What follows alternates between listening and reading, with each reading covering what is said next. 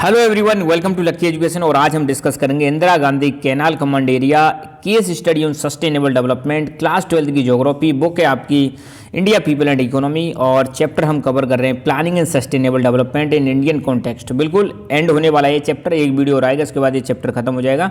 तो आज जो पूरा फोकस हमारा रहेगा Indira Gandhi canal command area project के बारे में हम देखेंगे, जो कि एक केस स्टडी है सस्टेनेबल डेवलपमेंट को लेकर कि कैसे हम सस्टेनेबल डेवलपमेंट कर सकते हैं, कैसे हम ऐसी जगह पर जहां पर मतलब कोई पॉसिबिलिटी नहीं थी वहां पर भी हम पॉसिबिलिटी जगा सकते हैं, उसके बारे में हम चर्चा करेंगे।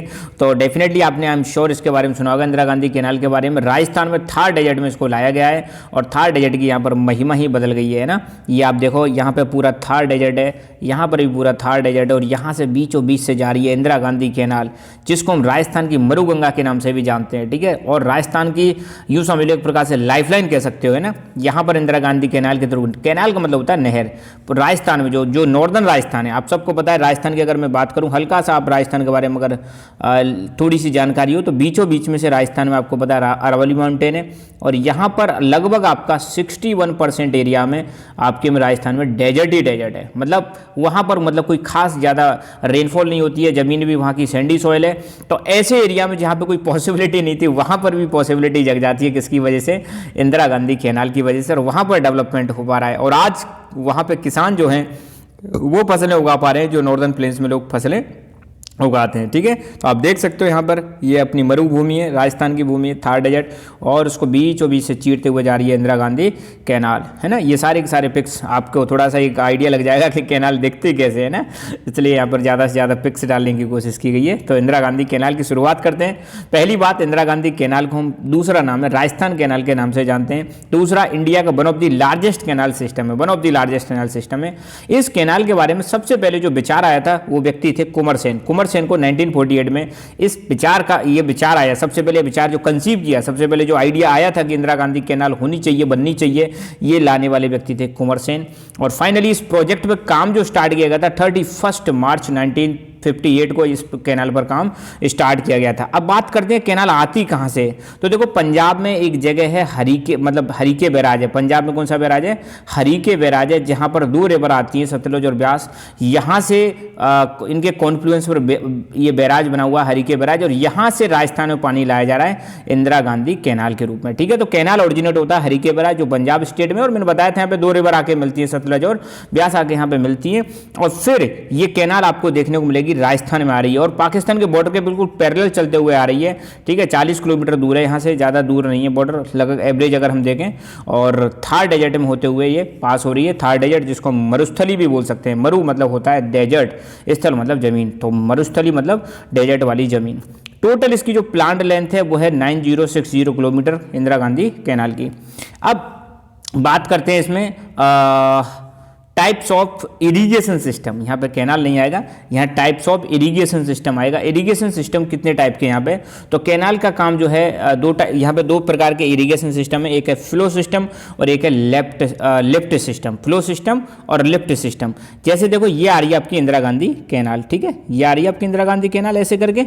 अब इसमें आप देखो, इधर वाली जो साइड है ये तो है लेफ्ट साइड और इधर वाली साइड है आपकी राइट साइड। ठीक है, तो लेफ्ट साइड में तो आपको लिफ्ट सिस्टम देखने को मिलेगा और राइट साइड में आपका फ्लो सिस्टम देखने को मिलेगा। लिफ्ट सिस्टम और फ्लो सिस्टम का मतलब क्या है? जैसे ये कैनाल आ रही है, मान लो यहाँ पर लेफ्ट साइड में जमीन ऊबड़ खाबड़ है ना, तो पानी को लिफ्ट करके ऊपर लाया जाएगा ना पंप के द्वारा।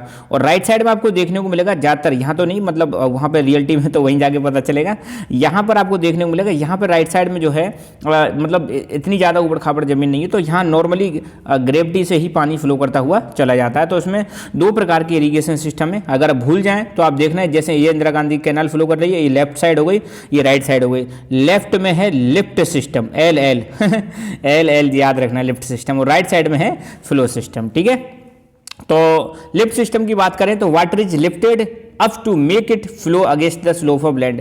कई बार मैंने बताया था ना, लिफ्ट सिस्टम की तरह लेफ्ट साइड में वहाँ पर जमीन बिल्कुल प्लेन नहीं है, तो इसलिए उसको जो स्लोप आ जाता है ना, ढलान मतलब अगर ऊंचा होता है तो उसको पानी को उठाया जाता है, इसलिए यहाँ पे लिफ्ट सिस्टम लगाया गया है। All the lift canal originate from the left bank of the main canal. जो मेन कैनाल है, जैसे ये मेन कैनाल है, लेफ्ट साइड में आपको कौन सा सिस्टम देखने को मिलेगा? लिफ्ट सिस्टम देखने को मिलेगा।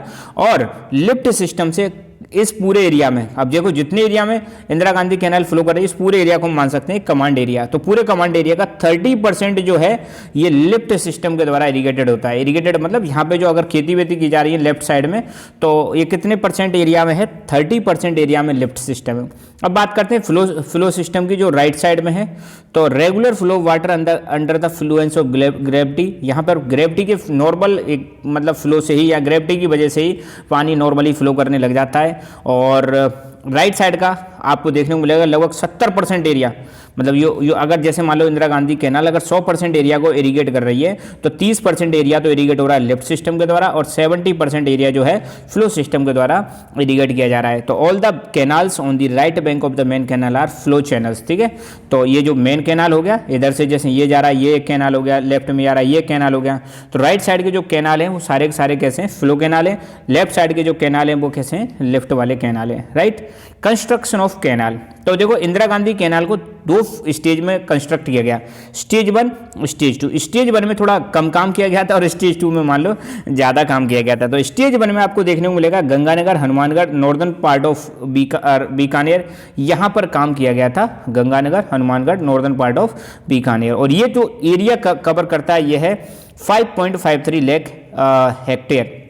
और यहाँ पर इरिगेशन सिस्टम इंट्रोड्यूस किया गया था अर्ली 1960s में। स्टेज 2 की बात करें तो यहाँ पे एरिया ज़्यादा कवर किया जाता है, 14.10 लाख एरिया कवर किया जाता है। इसमें बीकानेर, जैसलमेर, बाड़मेर, जोधपुर, नागौर नहीं है, नागौर है ना, नागौर और चूरू डिस्ट्रिक्ट, इन एरिया में ये फैलाया गया था, ठीक है। इसको सही कर लेना, नागौर है ना। और कितना एरिया कवर कर रहा है ये सेकंड वाली स्टेज में, 14.10 लाख हेक्टेयर जो है इस वाले एरिया में ये इंदिरा गांधी कैनाल को फैलाया गया था या इसको एक्सपेंड किया गया था। और इरिगेशन सिस्टम यहाँ पे लाया गया था 1980s के टाइम पर, है ना। अब हम देखेंगे effects of Indira Gandhi canal. Indira Gandhi canal के इफेक्ट क्या हैं इन इन्वायरमेंट पर, है ना। Effects of Indira Gandhi canal irrigation on environment पर इसके क्या प्रभाव पड़े हैं। तो देखो इन्वायरमेंट पर इसके पॉजिटिव प्रभाव भी हैं और इन्वायरमेंट पर इसके नेगेटिव प्रभाव भी हैं, ठीक है। तो introduction of canal irrigation in third desert है change its ecology, economy and society. इस इंदिरा गांधी कैनाल के आने की वजह से आपको देखने को मिलेगा जो थर्ड डेजर्ट है यहाँ की इकोलॉजी बदल जाती है, एकदम ग्रीनरी आ जाती है, यहाँ पर इकोनॉमी बदल जाती है। यहाँ पे जब लोग खेती करने लगते हैं, जब यहाँ पे इरिगेशन की फैसिलिटी अवेलेबल हो जाती है तो किसानों को भी सोर्स ऑफ इनकम मिल जाता है और सोसाइटी भी चेंज हो जाती है। सोसाइटी पहले की तुलना में एक अच्छी सोसाइटी हो जाती है, एफ्लुएंट सोसाइटी हो जाती है, एक विकसित सोसाइटी हो जाती है। पॉजिटिव चेंजेज की बात करें, एक तो भाई साहब यहाँ पे लॉन्गर समय के लिए, लंबे समय के लिए सॉइल मॉइस्चर अवेलेबल है। सॉइल मॉइस्चर का मतलब जब इंदिरा गांधी कैनाल फ्लो कर रही है तो आप उससे क्या कर सकते हो, खेती कर सकते हो, मतलब पानी अवेलेबल है सीधा सीधा अगर हम कहें। दूसरी बात, इस वाले एरिया, इस इंदिरा गांधी कैनाल के आने की वजह से यहाँ पे एफोरेस्टेशन हुआ है, बहुत ज़्यादा मतलब पेड़ पौधे लगाए गए, पास्चर डेवलपमेंट किए गए, घास के मैदान डेवलप किए गए और साथ के साथ में यहाँ पे ग्रीनरी आ गई है। पहले जहाँ पे मतलब धूल दिखती थी, रेत के टीले दिखते थे, आज वहाँ पे ग्रीनरी आ गई है। किसकी वजह से, इंदिरा गांधी कैनाल की वजह से, ठीक है। साथ के साथ में कैनाल और जो मतलब यहाँ पे 2 चीज़ें कम हुई हैं। नंबर 1, विंड इरोजन कम हुआ है। विंड इरोजन भी ज़्यादा अब नहीं है क्योंकि पेड़ पौधे जो है मिट्टी को होल्ड करके रखते हैं, तो इसलिए विंड इरोजन से जो मिट्टी बहती थी वो रुक गई है। दूसरा, सिल्टेशन ऑफ कैनाल सिस्टम, के सिल्टेशन में भी कमी आई है। इसको इस तरीके से बनाया गया है कि इसमें गाद ना जमे, इसमें गंदगी ना जमे नीचे, ठीक है। और जब रेगुलर पानी फ्लो करता रहता है तो सिल्टेशन की समस्या कम रहती है।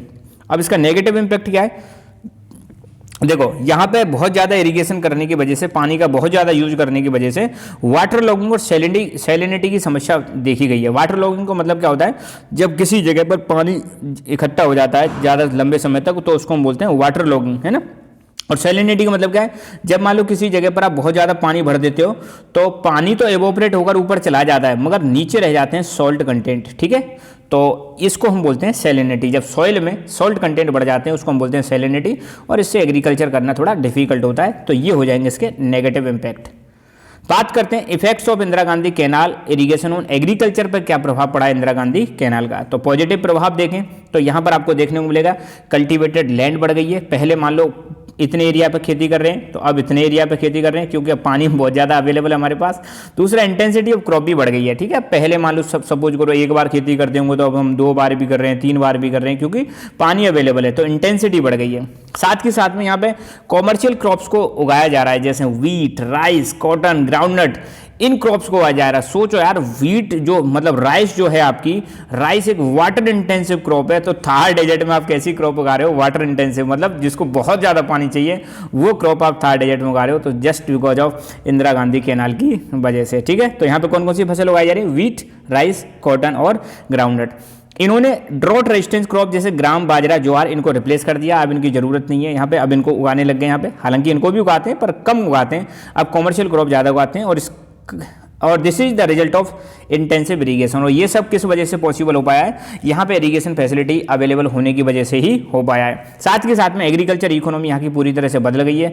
लोग आग जो है खूब धुआंधार यहाँ पे खेती करते हैं, और खेती से मतलब किसानों की भी ज़िंदगी में भी परिवर्तन आया है। नेगेटिव इंपैक्ट वही है, यहाँ पर वाटर लॉगिंग और सॉइल सैलिनिटी की समस्या बढ़ गई है ज़्यादा इरीगेशन करने की वजह से। जब आप इंटेंसिव इरीगेशन करते हो, बहुत ज़्यादा पानी देते हो, तो इससे पानी के जमा होने की समस्या बढ़ जाती है और सॉइल में सॉल्ट कंटेंट बढ़ जाता है, जिसको हम सॉइल सैलिनिटी कहते हैं। ये समस्या आई है। ठीक है, तो बस आज के लेक्चर में इतना ही, और आपसे एक निवेदन है कि लकी एजुकेशन को आप सब्सक्राइब करें, शेयर करें और वीडियोज़ को लाइक करें। धन्यवाद।